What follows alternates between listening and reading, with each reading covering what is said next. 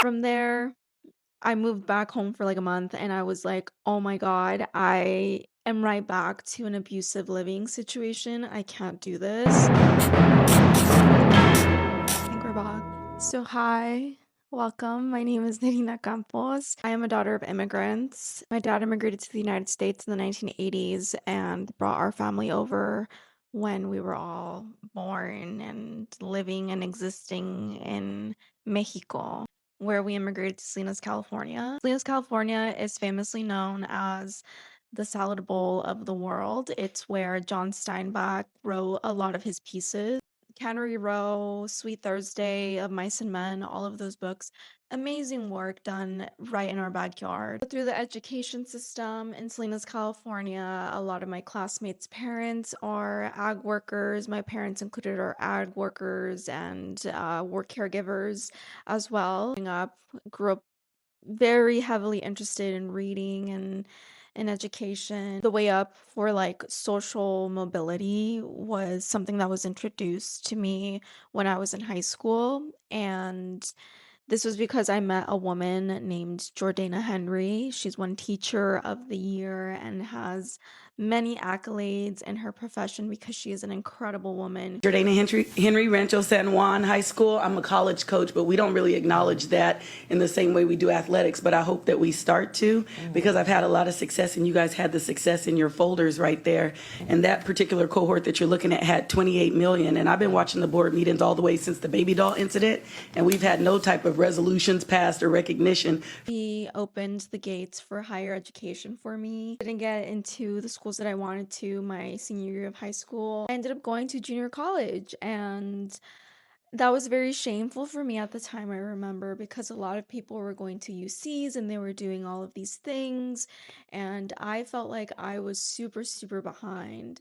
And I ended up going to community college. I went to Hartnell College in Salinas, California, and I got my associates in communications and society and culture, and I think a regular general studies degree. So I ended up leaving my community college with three associates degrees, and I ran cross country and track and field while I was there. The pandemic happened at the same time, and then I got into a bunch of different schools. I basically had my pick, and I ended up going to UC Berkeley and studying media studies with an emphasis in policy and law.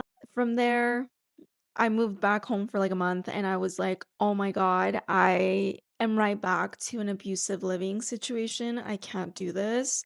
And luckily, my sister and her husband were moving to Los Angeles. They let me crash on their couch for over a year while I settled in here. And when I moved to LA, I had like $500 to my name.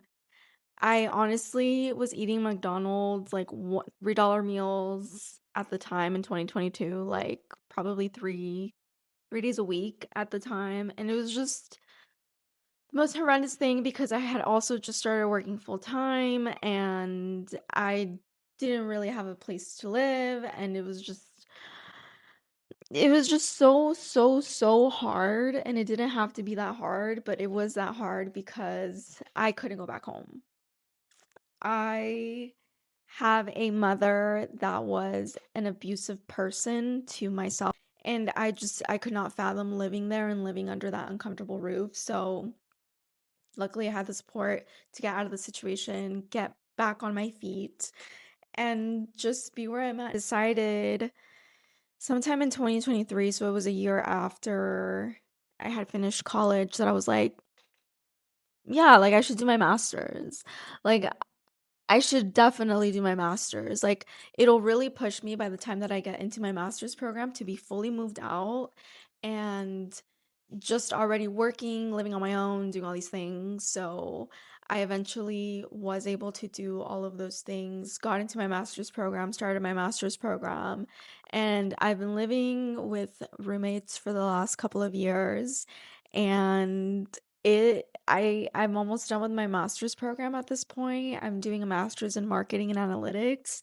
And because of all the analytics work that I've been doing, and I've just kind of been floating those vibes and ideas around at work. Other people are taking notice and things are shifting.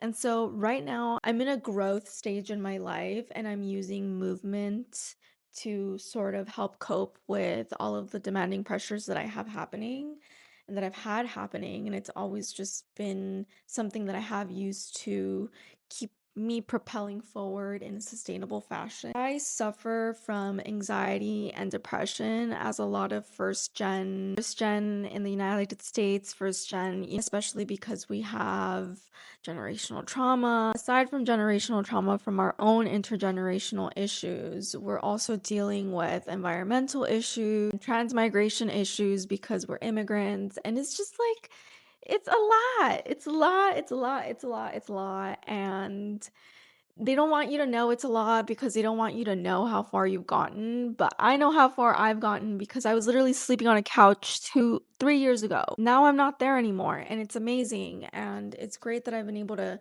kind of reclaim my life and do a little bit better. And so that's why I have a platform and that's why I want to show my joy through movement.